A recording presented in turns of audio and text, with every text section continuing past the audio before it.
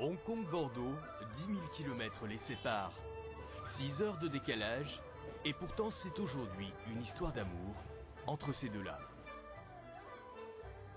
Ah oui, la France, c'est mon choix pour une lune de miel. Sa lune de miel avec Hong Kong, cela fait 17 ans qu'elle dure pour Jacques Boissier, ce Bordelais qui a fait fortune ici dans l'agroalimentaire. Pour moi, Hong Kong, c'est une vie de tous les jours absolument trépidante. On a une croissance annuelle de l'ordre d'à peu près 20%. Ça, c'est plutôt les mauvaises années. L'année dernière, par exemple, qui était une année de crise. On peut créer une société en quelques heures. Jacques Boissier, c'est le pape de l'épicerie fine, avec 60 employés à Hong Kong et Macao. Il approvisionne depuis Rungis 600 supermarchés et 7 épiceries haut de gamme avec ses spécialités basques, pur porc d'Oteiza.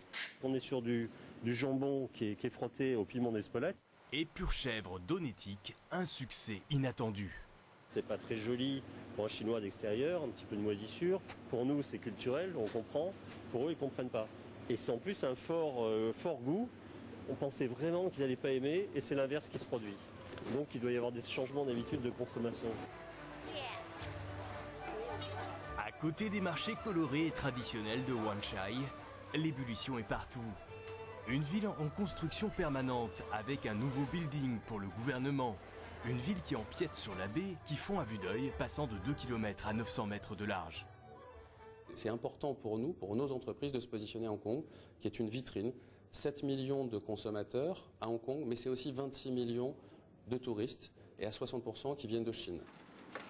Pour que les portes s'ouvrent en Asie, il aura fallu plus de 12 ans de contacts et de liens étroits. La Chambre de commerce et d'industrie, aujourd'hui mise sur des partenariats avec le pôle des métiers de louche de Bordeaux et le Chinese Institute qui forme ici plus de 2500 futurs cuisiniers. Combien de chefs peuvent travailler en même temps? Ici, vous pouvez en avoir 30. Pour toucher l'ancien territoire britannique, redevenu chinois le 1er juillet 97, pas question de hold-up. Les affaires se font souvent au détour de repas offerts aux institutionnels et à ceux qui ont le bon carnet d'adresses. Les Hongkongais ont su nous séduire et je pense qu'on a nous aussi su les séduire avec notre caractère. On est commerçants à Bordeaux, vous savez, ils le sont aussi. À malin ennemi, les Bordelais ont aussi créé un Chinese Desk, un bureau d'investissement. Ça joue dans les deux sens.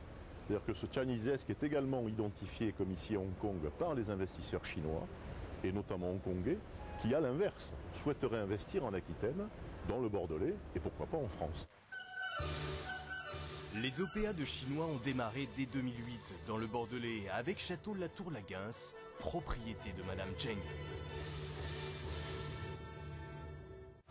Elle a aimé d'abord le château, ce château aux allures de château de conte de fées. Et puis, je crois que le nom n'est pas étranger aussi à son choix. Latour-Laguens, c'est un nom qui sonne très bien pour les Chinois. Après s'être approprié la marque Latour-Laguens en Chine et l'effigie de Napoléon peint par David sur les bouteilles, l'objectif est d'en faire 4 chambres d'hôtes pour riches Chinois. Le balcon va être complètement remis en valeur et faire partie de la grande suite. Hein, voilà, ça sera la suite présidentielle. Avec un comble assez intéressant. Hong Kong, 13e puissance commerciale au monde, une cible privilégiée pour vendre les vignobles du Bordelais. Investing in Vineyards, c'est le séminaire organisé par le Crédit Agricole d'Aquitaine et le groupe Piché-Rustmann. Après la Tour, Château Richelieu s'est vendu en Fronsac et dernièrement Château de Viau en Lalande de Pomerol. Les ventes ne font que commencer. Ce sont des investissements assez conséquents, de plusieurs millions d'euros. Et donc on cherche des propriétés plutôt grandes, supérieures à 25 hectares, dans le Bordelais, dans une appellation prestigieuse.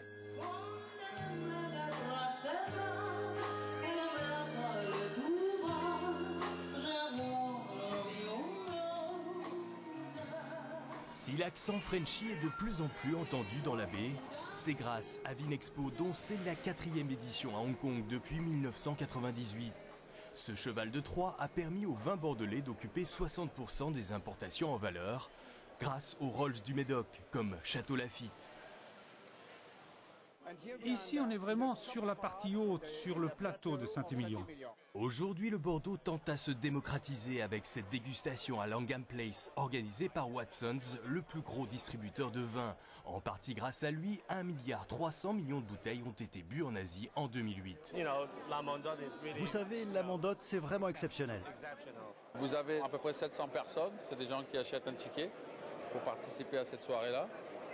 Qui sont-ils? Ça peut être des gens qui sont dans des bureaux, vous avez des avocats, vous avez des propriétaires d'usines, vous avez un peu tout le monde, vraiment un grand mélange. Ce mariage entre Bordeaux et Hong Kong est décidément fructueux, car les Chinois peuvent désormais investir dans des caisses de grands crus classés et premiers grands crus sans être taxés.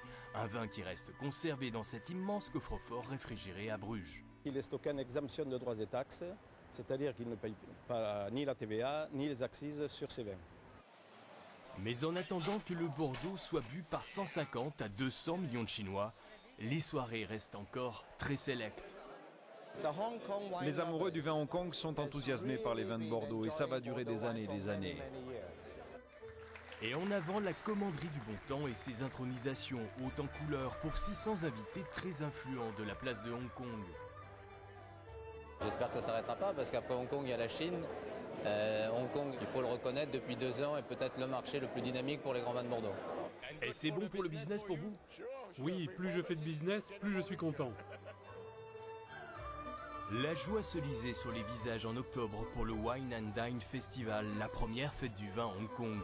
Le concept, exporté par Bordeaux, a fait un tabac. On attendait 20 millions de Congais, il y en a eu 70 000. Du coup, l'opération sera renouvelée cette année.